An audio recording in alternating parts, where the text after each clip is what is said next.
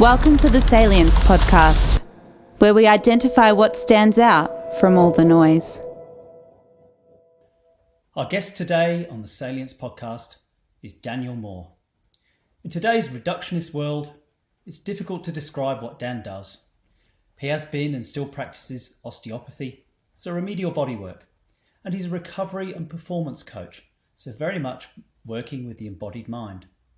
I first met Dan more than a decade ago when we were both training in clean language and symbolic modelling. We've been friends ever since. I was immediately impressed by his holistic approach to his work, and we are both passionate about helping folks who are suffering.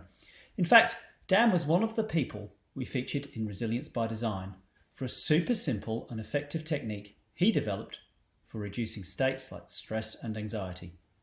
The solar panel is one of the most popular techniques we use, alongside box breathing and quitting crappy jobs to find sustainable purpose.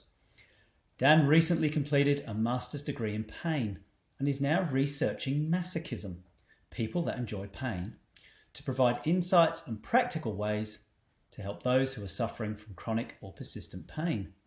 When Dan told me this, I knew I had to invite him onto the Salience Podcast to explain how spanky time can improve resilience. Welcome, Dan.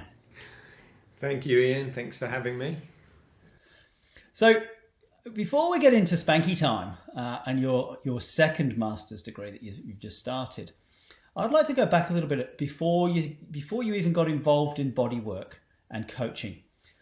I'd like to know a little bit more about your journey before you became a coach, an osteopath, and whatever you might identify as professionally. I know you do a lot of things there. So going back to perhaps even childhood days, I know you had a fairly radical childhood. What sort of early life experiences helped to prepare you for who you are and what you do today?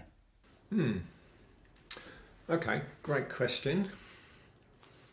So I think the first thing that comes to mind is my childhood was what you might call it tough. It was the East End of London, and I was kind of brought up in a fatherless home with a mother who was dealing with many of her own challenges, and you know, she did the best that she could. But it meant that I had to learn to fend for myself at a very young age. So as a kid, sort of before the age of 10, I'd be out and about all hours of the evening, and I'd be sort of exploring around London on my bike, and I'd learn to sort of be fairly self-sufficient. And I think that was certainly a formative part of a certain aspect of my resilience. And another thing that seemed to be significant for the direction that I've ended up in is I took up martial arts when I was very young. Must have been 8, maybe 9, and I took up judo. And it was great fun because obviously as young kids you could sort of have a wrestle and a play. But it also taught me something else at a very young age. Even though I came from a violent upbringing and a violent background, I didn't take great delight and pleasure in doing violence to other people. I found myself the kind of person that would hold back from getting into fights and hold back from wanting to hurt people. And so I kind of got into martial arts, and it was great because you could have this kind of physical encounter but without really damaging people. The judo wasn't about smashing people's faces in, and then I went on to do Kempo, and that was kind of non-contact, and it was more about the skill and the development of the techniques. And then I went into Kung Fu, and I never really wanted to go into competitions and do that sort of stuff. I was really interested in the form of the movements. So I think that was also a big part of it. And that got me really into the kind of the love of body work, movement, etc. So I think they were big influences on me as a kid. And then I think what happened was I was very into martial arts. By the age of 15, Bruce Lee was my hero. I was super into martial arts. I was really good at it. And the one thing that fascinated me more than anything else was flying kicks. And I had this thing about trying to develop my ability to do flying kicks. And I was kind of limited, which is what I could do. And one night, I flicked the TV on, and it happened to flick on at the time when the Russian ballet company was on TV, and it was a part of the ballet called La Bayadere, which is the pirate, and it was a male solo where the male dancer is jumping high in the air and he's jumping around the stage, and he's doing what looks like a flying sidekick, but he's getting so much height on this. I was mesmerised by the way, and I'm thinking, flipping hell, that would be amazing for my sidekicks. So my little brain said, I've got to learn to do this so it'll improve my sidekicks. So I went out and sought out a ballet dancing school, and I turned up at the ballet dancing school and said, I'd like to learn to do ballet so I can improve my sidekicks. And they looked at me kind of strange and said, yeah, no problem, come in. And then I did my first ever ballet class, and I was the only boy in a class full of young girls, which was quite nice because I was very, very, very shy with girls as a young boy. And I kind of, that became the beginning of a whole new journey for me. And I slowly transitioned from martial arts into dance, because essentially I got invited to take an audition to go and join the London School of Contemporary Dance, which was the best place in Europe to study dance. And I thought, yeah, right, as if I'm going to get in. I went along and I got in, and suddenly my whole direction of life had changed. I'm now a professional dance student. So that was a big point of change for me. And then, cut a long story short, I got injured, had a knee injury, quite a bad one. And I ended up having to have 3 months off dance school. And I'd go into the doctors, typical thing, try some painkillers, come back and see me in a fortnight. I'm still limping around. I went to see physios. I went to the physios dancers clinic in Harley Street, and they did ultrasound for me, gave me exercises, and I was still hobbling around. And then I was speaking to one of my dancer friends and said, why don't you go and see the osteopath Papuzzi? And they work wonders and miracles. Never had an idea what an osteopath was, so I went along, turned up, saw Papuzzi. She looked at my knee, looked at my back, and did some wonderful magic cracky clicky stuff, and gave me a bit of a pep talk. And within a week I was back at dancing school and dancing better than I've ever done before. So I thought, this was great. And then about 6 months later I had another injury, and this one was worse. This was a back injury, and I was convinced that my life was over. So I went through the same routine, went to the doctor, went to the physio, eventually you should go back to Papuzzi. And I went in to see Papuzzi, and she said, look, the problem's not your back, the problem's your mind. And I went, what are you talking about? She said, it's what's going on in your head that's the big problem for you. And I couldn't accept this, and I just had no idea what she was talking about. I was 16 at the time. And she then asked me if I'd ever heard of Peter Schaefers. And I said, have I heard of Peter Schaefers? He's my favourite, he's my role model. Dancer, I love him. She said, well, Peter's a patient at our clinic. And did you know Peter broke his back? And I went, no. She went, yeah, he did. 2 years ago, he broke his back, and the doctors told him he'd never walk again. And Peter said, not only will I walk again, I'll dance again. And they laughed him off. Anyway, Peter came to us, and we worked with him 3 times a week for a year. And as you know, Peter Schaefers is dancing again. So if you can have a little bit of Peter Schaefers' spirit in you, your tiny little injury, which is nothing, will get you back dancing as quickly as possible. And I kind of took that on board and sort of took the ideas that she said, and then I went back to dancing within a week.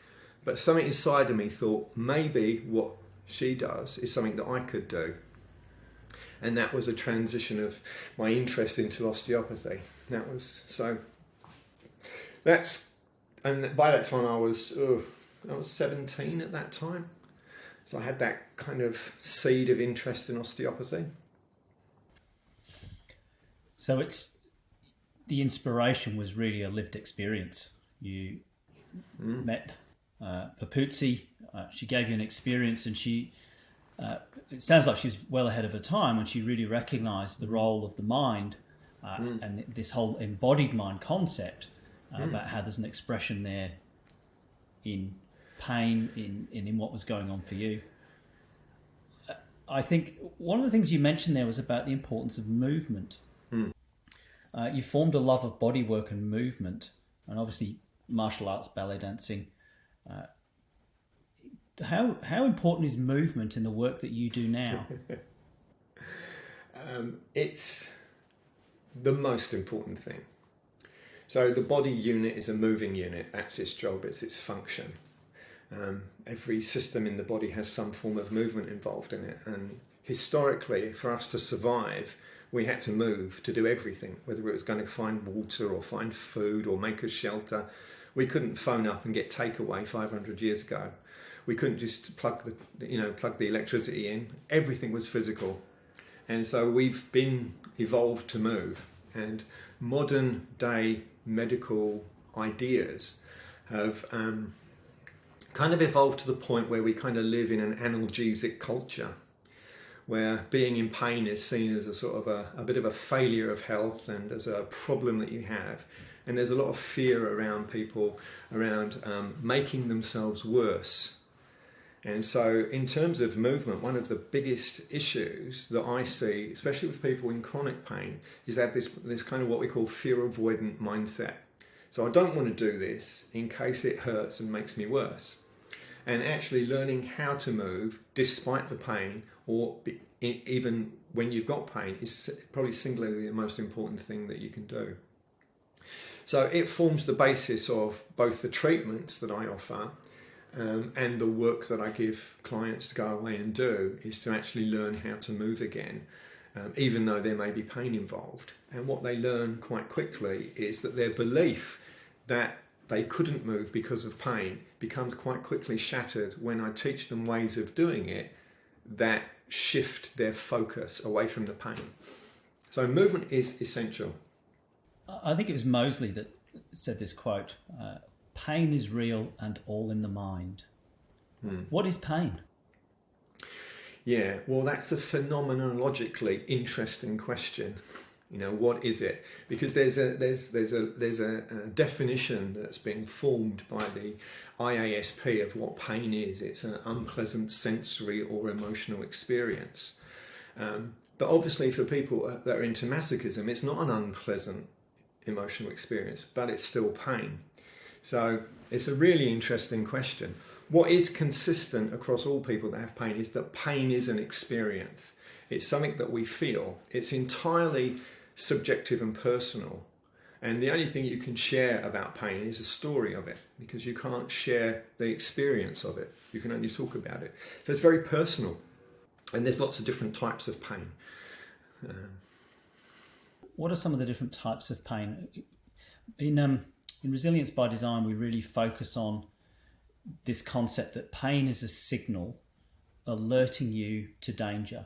And sometimes it's still contemporary and it's still relevant, but most often it's like a ghost. It's a message that keeps going when there's no longer a sense of threat. Yeah. Could you expand on that and tell us a little bit more about these types of pain? And then I want to circle back to masochism and what we can learn from that. Yeah. So at the most basic level, the kind of protective mechanisms that we have that are helping us survive, those mechanisms activate. You know, if we step on a piece of broken glass, we'll lift our foot up and retract ourselves in pain. Same if we have a hand in a fire. And that activates nerve fibers, nerve endings in the body, part of the nociceptive mechanism. So you get that ow, almost reflex reaction that's caused by the information travelling from the nerve ending up to the brain. The brain processes it super quickly and sends back a response, which is contextually dependent as well. It depends on what scenario you're in. Sometimes it won't even do that because of other things that are going on. And that's usually a useful, informative, painful experience designed to keep us safe and alive. When pain persists past the initial reaction, like if you cut yourself, it hurts, it's painful, it's stingy. But normally the wound where you've cut yourself doesn't hurt after a couple of hours or even a couple of days. But when we get pain that persists for longer than that, typically 3 months or more, the phrase that's describing that kind of pain there is nociplastic pain.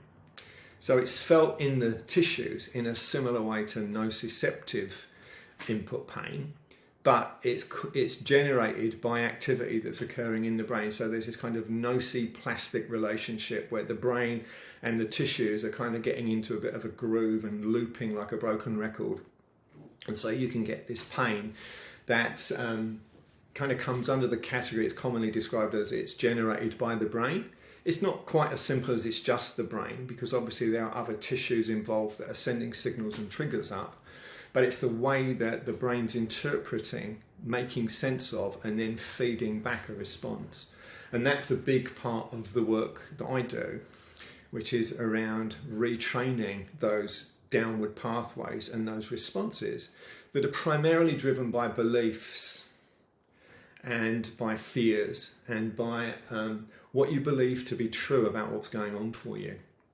And by updating the belief systems around what's going on for you, and by having experiences that demonstrate your theory about the way that your body will or won't work, when we can do little experiments that show that that's not true, it can really help the person to start to feel safe again to move. And in that sense, it's partly a brain training as well as a body training, but there's a coordination between the two. Wow, there was a lot in there.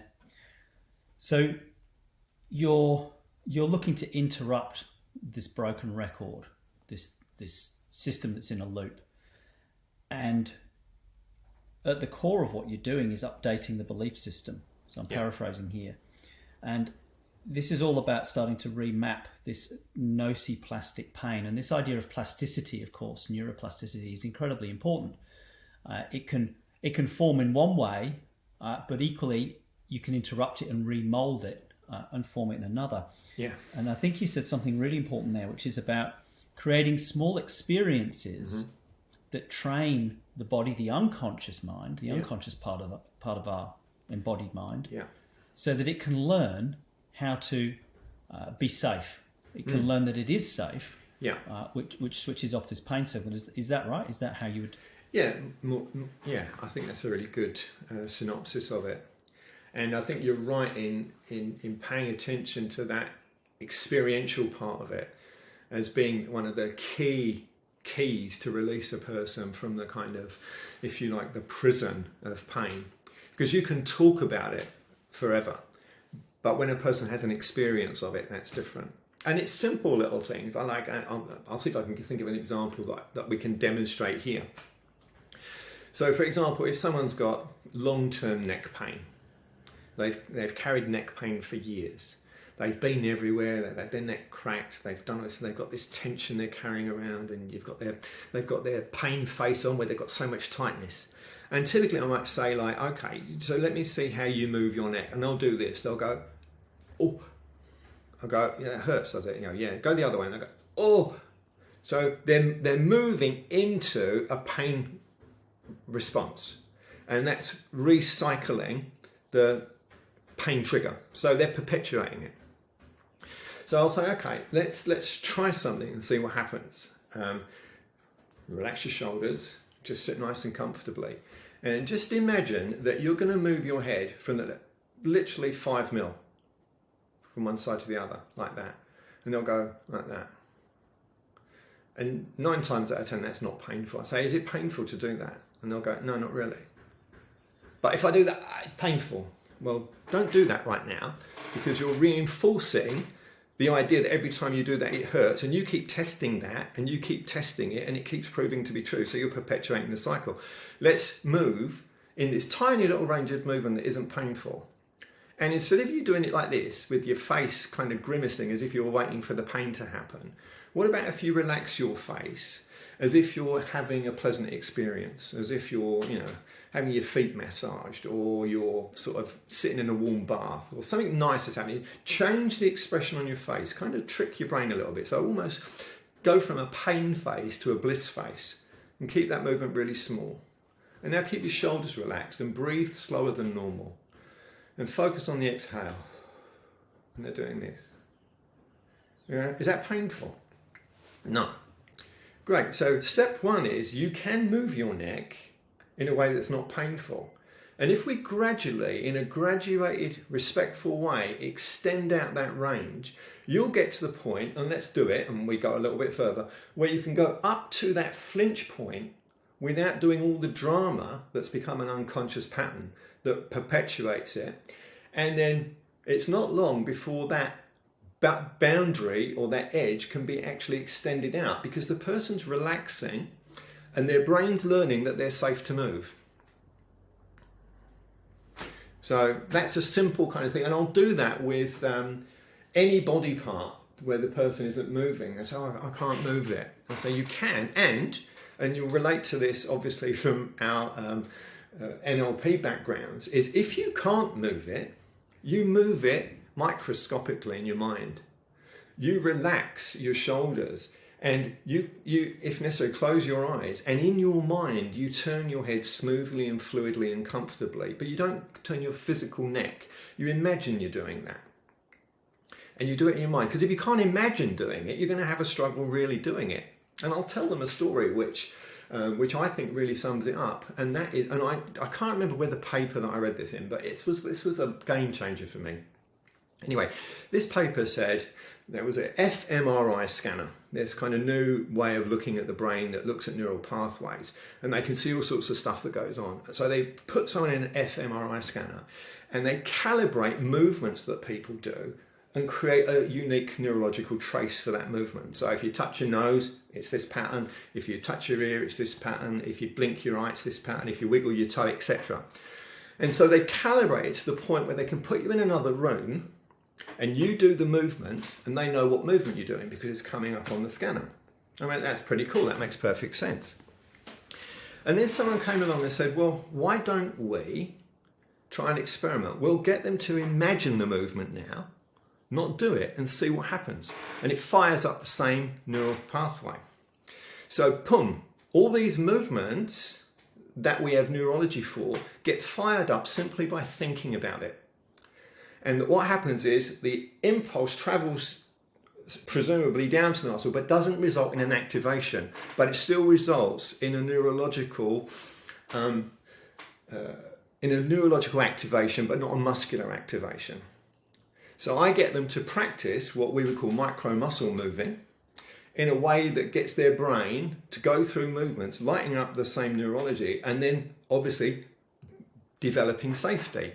And then we start to make that movement smaller and then get it a little bit bigger. So it goes from purely thinking into microscopic into moving to the point of, let's call it the point of flinch. And then gradually training that point of flinch to extend and expand.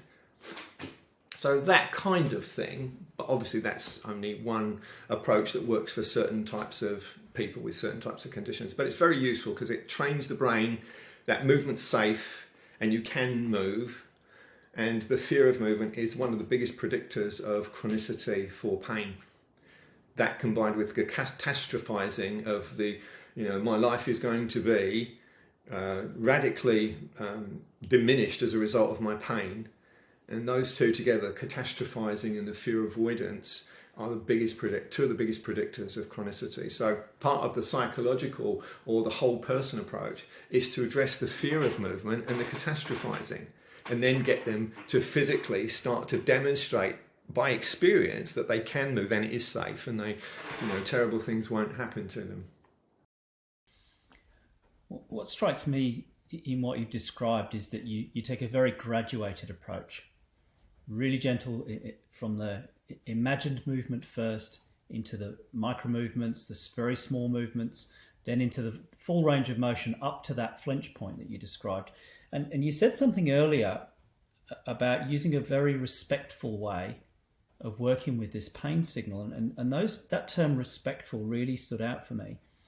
And I'm curious. I'm going to make a leap now. I'm curious to know, what have you discovered about masochism and spanky time, about pain, that we could all learn from? And I'm really interested in this idea of respectful and what happens there in people that enjoy that kind of experience. What's going on there? Yeah. Oh, excellent. Can I share a little metaphor that will act as a bridge between those two, and it'll give you an appreciation of where the respectful bit comes in. And I'll often share this metaphor with people who have experienced long-term pain. I essentially talk about the story of the Japanese soldier who you probably, I can't remember his name, but this is a real story. During the Second World War, when the Japanese occupied the Pacific Islands, the war finally ended. dropped leaflets telling the Japanese soldiers that the war's over, and they, invited them to surrender. And this particular Japanese soldier was instructed by his commanding officer that under no circumstances will you ever surrender your position, and nor will you commit ritual suicide. So he, being a man of great Japanese honour, saw these leaflets come down and assumed they were just propaganda. So he took no notice, and he carried on being at war, serving his country. And eventually, when American soldiers came, I think, to the island, I think it was Guam, he fled to the hills and became a guerrilla. And there was a few of the other Japanese soldiers with him. And they kind of lived, feral, and still carried on their work, refusing to stand down, because they had a rule that in order to stand down, we need to be stood down by a commanding officer of the Japanese army. Anyway, slowly the other guys died off, and he was the only one left. And it became a bit of a legend, is it true, is it real, is he really there? And this got back to a Japanese journalist who came to Guam to go looking for this guy, to see if it was true or it was just a myth. And he found him. He found him in a little hole in the ground. And in this little hole in the ground, this Japanese soldier's rifle was there. He had no bullets left, but he had a perfectly polished bayonet. And he still had his uniform, which he kept folded. And he said to him in Japanese, the war's over. It's been over for years. I think it was in the 70s. You need to come home. And the Japanese guy said, I can't, because I can't stand down until I'm stood down by a high-ranking officer. So the journalist goes back to Japan and reports this to the authorities, who track down his original officer. And the officer remembered him. So they took a delegation to the island in full Japanese military uniform. And they went to his hole in the ground and they called him out and they thanked him for his service and they stood him down. And he was able to stand down and come home. And they took him home and he became a bit of a hero, and he became involved in teaching kids all sorts of things. And his loyalty and his commitment was refocused. And I found that story quite fascinating, because for me, our protection mechanisms are like Japanese soldiers, and we have those Japanese soldiers inside of us, and they deserve respect, not ridicule. So although they're overprotecting us, they're doing a job that they believe is right. And like this Japanese soldier, they need to be stood down in a way that's respectful and appropriate. So what we try and create, or what I try and create, is a way of standing down that protection, but honouring it for its service and thanking it for its service, not ridiculing it. We don't make pain wrong in my world. Pain's not pleasant, but it's an essential part of life. If you were cursed to have a condition called, come on brain, think of the word. It's a congenital insensitivity to pain. And people who have this condition suffer terribly, not from pain, but from what happens when you don't have pain. So mostly by the time they get to adults, if they're lucky enough to get to adults, they'll have bitten their lips off, or they've gone blind because they scratch their eyes. And the little babies, well, when they grow teeth, they sort of chew their tongue off. The parents are hovering around these kids, like, as protective as you can be, because the child will fall down, bang its eye on the corner of a glass table, and the guy will be gushing blood, and the child will still want to play because not feeling any pain. And if that parent could have one wish, I expect that wish would be that my child would feel pain. But what we don't want is to wish upon people unnecessary suffering. So I really try and frame pain as something that's useful, and like the Japanese soldier wants to do its job. And what we need to do is we need to give it a new job, and we need to keep it. We need to keep the intention that pain has, but we need to change the way it expresses it. So rather than debilitating us with sensations that stop us being able to live our life, we negotiate with that pain ways in which it can inform us if we're doing too much, but it can inform us in a way that we can relate to, and we can kind of contract with it a different response. So that was the bridge in. Now when it comes to the masochist, I initially went into this study with preconceived ideas. I thought The people who do this must enjoy all sorts of pain. They probably don't really suffer with medical issues. They're probably a little bit, funny in the head to want to do that. I had all these kind of preconceived ideas, but I thought I might find something that's useful that can help me appreciate how someone who doesn't enjoy pain could maybe have a different experience. And what I learned in this piece of research really quite blew me away, because first of all, I learned that masochists don't like medical pain. They don't like toothache.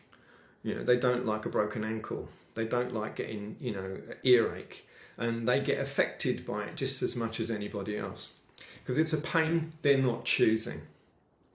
Whereas when they do pain play, they're choosing a pain that they want to experience, and they're particularly fussy about what kind of pain that is. It's like if they're into flogging, then the flogging has to be done with a special kind of flogger. It has to be the right thickness. The rate of flogging has to be right. The build-up has to be right. So it's all negotiated beforehand. It's all kind of talked about and discussed very openly. And there's no shame about it. These people are going, yeah, I back it like this and I like that, and this is my safe word, and if I do this, you can carry on. If I do that, you stop.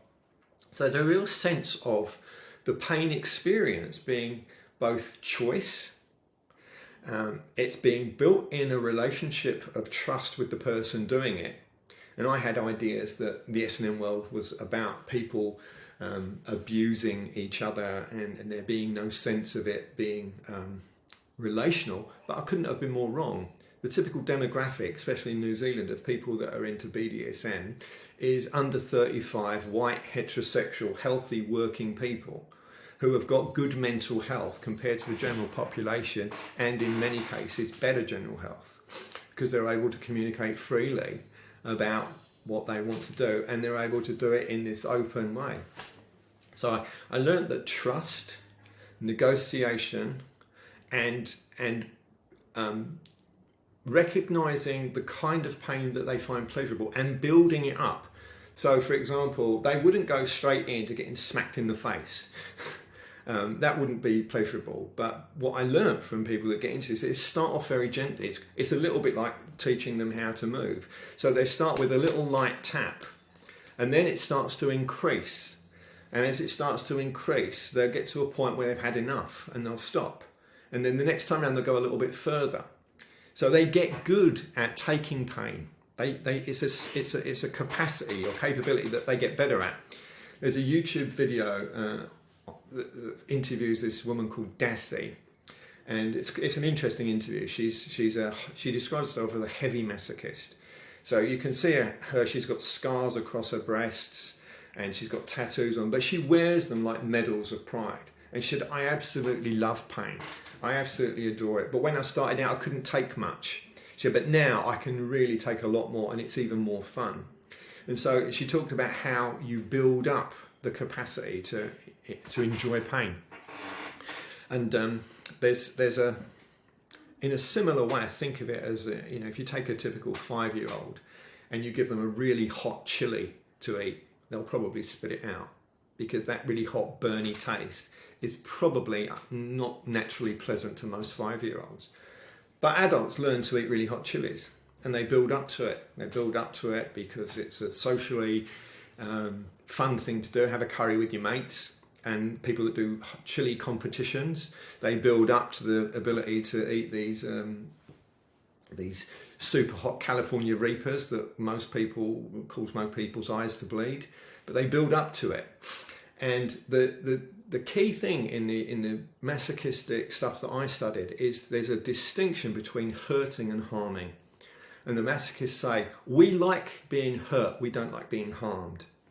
And when the hurt is consensual, agreed upon, and done in an environment of trust, it's actually useful. And what happens is people that can use that kind of play to experience higher levels of pain can generalize that across into unwanted pain, and it gives them tools to be able to manage and modulate unwanted pain, because they can start to relax into it, they can start to breathe into it, and they can realize that pain has an end point.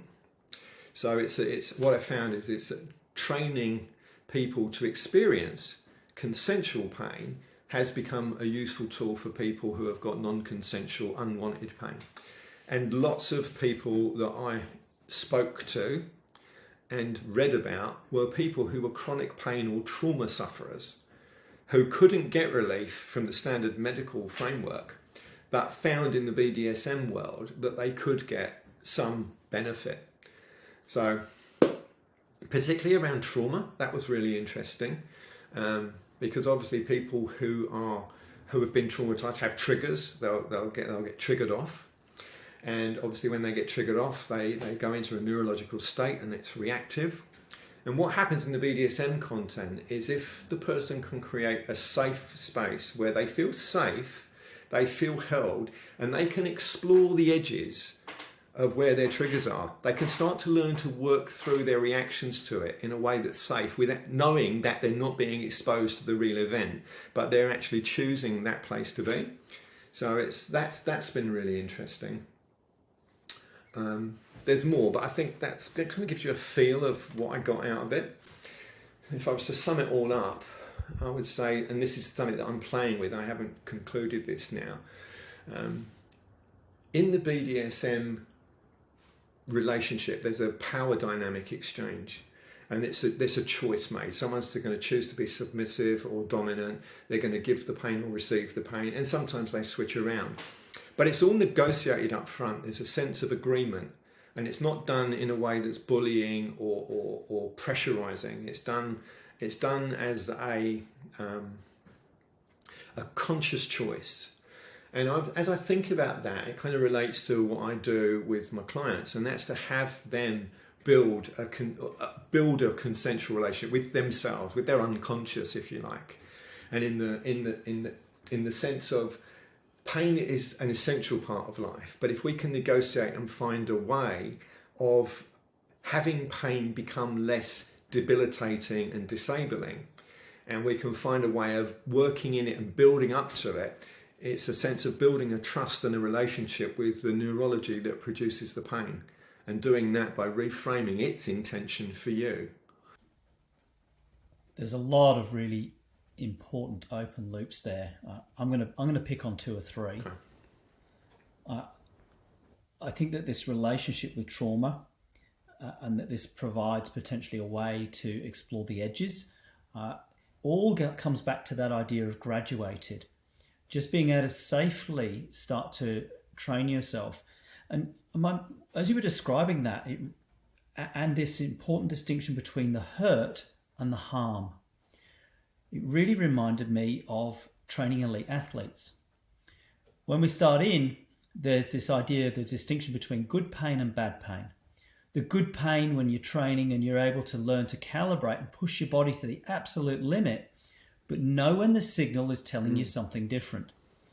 There's the good pain when it's actually part of that graduated process, and then there's the pain signal that says, hey, if you do anything now, you're going to harm yourself. Mm-hmm. And I think that this relationship of respect is critical, absolutely critical for elite athletes, to know when to back off, to know when to rest. I remember working with one athlete who said, I had a niggle in the back of my calf, and I knew I shouldn't be doing the beep test that my coach wanted me to do. And I just overrode that. I did the beep test and I tore my Achilles. And he said, I knew that was going to happen. And this guy can push himself more than anyone I've ever met through the pain barrier when he's training. Yet he knew the difference between that hurt that was a part of his ritual that he enjoyed, it was his choice, and that hurt that said, actually, this is a signal that if you do this, you're going to harm yourself. And I think I really like those distinctions coming out of this BDSM community. They bring that into stark relief. So I think there's something else here that's around your own curiosity and where you're placing your attention. I'm really curious about that.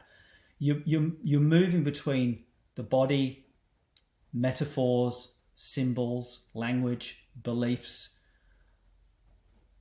Where is there anything that you can think of that you're tracking for, or is it all of those? Yeah, great question. it's definitely all of those. And at the stage that I'm at now, they're kind of unconscious tracking processes. But if I was to break it down and go, what am I actively most likely to look for? It's almost certainly going to be the languaging. I'm tracking for how they're using language. I'm tracking for what the language is telling me about where their focus is, as if they're pain sufferers. I'm focusing on the language to see if it gives me clues as to the extent to which they may be operating in a victim mindset, as opposed to a mindset that is wanting to create something for themselves that they're going to take some responsibility for, versus being caught in a way of thinking that's having them feel that what's happened to them has defined them and they're powerless to do anything about it. So language is a big one. And then also what I'm tracking for is their responsiveness to my stories and suggestions. And I'll look to them and I'll get a sense that if I share a metaphor or give them an idea, or I get them to do an experience, what the micro expressions on their face are, what the non-verbal signals are that tell me they're kind of going, oh yeah, that's interesting, or oh yeah, that's kind of working. And I'll kind of go and push a little bit further on that edge. But if they're kind of giving me a response that says either they're not ready or it's not resonating for them, I'll quickly try and go somewhere else, because I don't want to kind of flog a dead horse, as it were. So I try to be nimble in my attempt to create a rapport with them. And normally, if I keep things flowing and just move on and try something else, I'll get those signals that indicate that they're now on board. And the kind of questions they might then start asking me about, what they can do. So language, number one, non-verbal signals, number two, and the third one is if I just describe it as their general embodied response. If there's a sense in which they're just kind of like, lifeless, and they're just talking, their body is kind of just not engaging. But then I see their body starts to twitch and they start to move and they start to use their hands, as they explained. I see that we're getting a connection, so I'll stay there.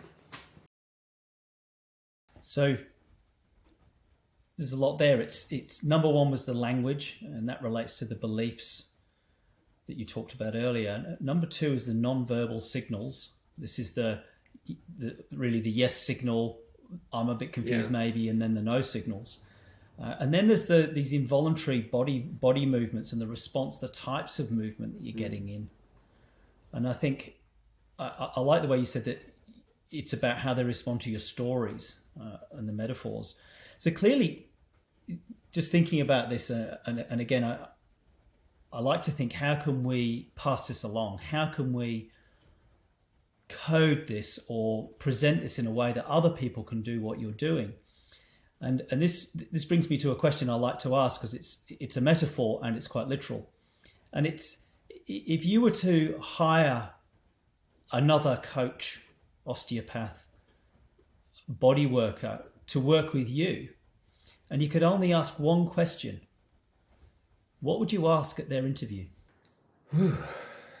That's a good question. One question. Yeah, I guess it would have to be, what's your motivation and intention for wanting to help people like the people I help? And I would want to hear what drove them to do it, because certainly from my perspective, this kind of work doesn't work well if your driver is trying to get as many clients as possible or as many patients as possible, and create a big business out of it. Because the kind of typical, you might call it chiropractic, osteopathic, even physio mindset is to get people coming in for treatment and keep them coming. But my practice is flipped the other way, in the sense that when people come in, I'll say to them, one of my biggest intentions for you is to get rid of you as soon as you're comfortable to be gotten rid of, so that you can go out and do this for yourself. And so that you don't have this feeling that you're fixed because I, Mr. Magic Man, have done magic to you. I want you to be able to own the magic you do for yourself. And I'm simply, at most, a person who presses the button that switches the engine on. But I happen to know where the buttons are. But you're the one with the engine. And I want you to feel that you're the person who's creating the recovery, who's creating the health that you want, and that you can do it without me. So I'd be interested in people who were motivated to create independence and self-efficacy for people. Yeah, fantastic question. I certainly see that a lot in the mental health space. People come up and they say, I'm mentally unwell, like in some way that's detached from the body anyway. And we often end up with healthcare plans that go for years and years, and there's a therapeutic relationship. And you really have got a question within the first few sessions, is there a dependency being set up here? Is this about my relationship with you, the therapist, or is this actually about my relationship with the learning that I'm getting from you, the therapist? Yeah. And I think that therapist effect is very, very strong. And it's often got a negative feedback in there that can keep people trapped. And absolutely true too for body work.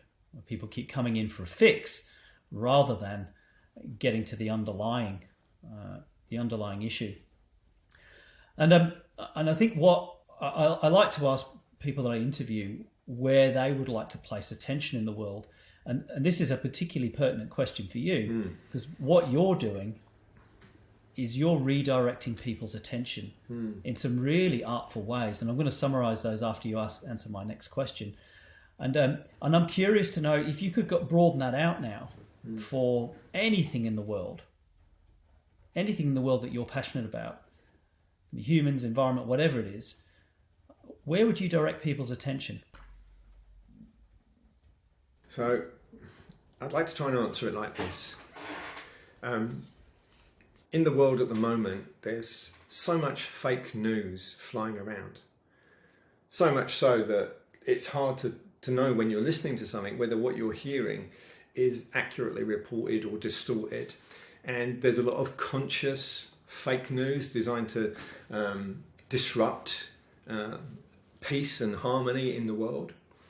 And in a similar way to the fake news we get from the outside, we can experience fake news in our own heads. We can certainly get fake news pain. If you've got an amputated foot and your toe starts to hurt, it's fake news because you haven't got a toe.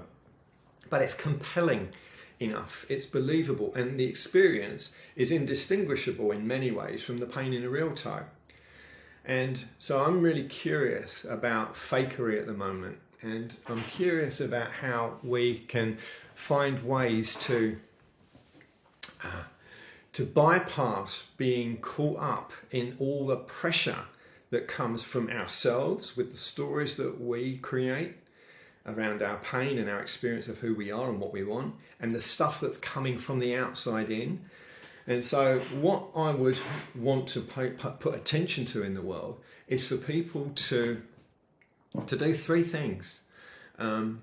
One is to disbelieve their beliefs that hold them back, that limit them, and that keep them trapped, and to do experiments and tests to check if those beliefs hold up under real life conditions that give you an opportunity to have a new experience, a little bit like I do with the movement stuff. And as far as the fear is concerned, and there's a lot of fear, and there's fear in the world at the moment, with all the stuff that's going on with Russia and the economy, and then we've had COVID, and before that we had ISIS. So there's all this constant barrage of potential stimulant information to make us fearful. And when we get fearful, we go into that fear response, fight and flight response. It's not a great state for being healthy. It's not a great state for resolving pain. So being aware of the constant kind of barrage of fear that comes towards us and from the inside, and having an attitude towards fear that doesn't discount the value of true fear, but that can recognize the difference between fear that's useful and fear that's not useful.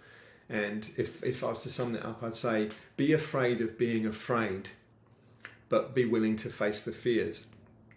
And and the final thing is around the idea of trust. And, it's very easy to have a feeling in your body or a thought in your head, and you can kind of believe, you can trust that that's representing reality. But so often these thoughts and these feelings that we get are generated by kind of what I call illusionary thoughts, things we make up. But if we kind of trust them or have faith in them and believe in them, they can be very disempowering to us. So I'm kind of really into the idea at the moment of not trusting those things that come up that create this disharmony in a body without testing them first. So how would I summarize all of that in one sort of pithy statement? God, that's a tough one. Question everything and do experiments to find out what you're capable of, because most likely you're capable of a lot more than you realize or are willing to consider. And I say that because as you know my story, and part of what's been an issue for me is believing the beliefs about my capabilities. And I was a prisoner of my own belief system for more years than I'd like to remember. And even despite having experiences that provided evidence to the contrary, I was still so caught up in this fixed way of thinking, this ingrained belief and idea I had about who I was. And I had, I suppose you could call it a slow awakening rather than a whack on the side of the head, that helped me to realise that I, even though I was helping other people cope with their stuff, was dealing with my stuff, but I was blind to it. And once I started questioning and doing experiments and disbelieving my beliefs and not trusting my nervous, anxious feelings about things and not giving that power, I started practicing giving power to something else. And a bit like the BDSM people who get better at taking pain by starting gently and building up. I got better at going out and doing experiments and turning up to a podcast like this without preparing for it, and realising that what I offer and what I do has value for those it has value for. And so for me, it was about disbelieving my beliefs, keeping the ones that are useful and updating the ones that were disabling, not trusting my thoughts and feelings as representations of how good I'm doing or how the world's really going, and being able to become more objective and being able to get out of my head and into my body and actually do life in my body, because I don't believe it's possible to just do it all above the chin. You've got to involve your body as a collaborator in living a meaningful life. Fantastic. I was almost going to ask you the question about your future aspirations. You've answered that there, which is about challenging your own disbeliefs or disbelieving, testing. What strikes me, I like to wrap up with ideally the three salient points that I've taken from our conversation. And what I'm seeing is a repeating pattern. You have a pattern in the way that you work with people that engages with their beliefs and their narratives and comes in and tracks the language. And then you create experiences to allow them to test and in many cases break those beliefs where they're not resourceful, they're not helpful. And you do that in a very respectful and graduated way. You do that pattern, and you've been doing that for a long time. And what you've discovered when you've gone to study masochism is there's a similar pattern. Mm-hmm. There's a pattern around beliefs and narratives, and then there's this graduated ability to challenge the pleasure and pain dichotomy, I guess. But critical to that is this idea of respect and trust. It goes from pleasurable hurt to harm when there's not trust and choice in there.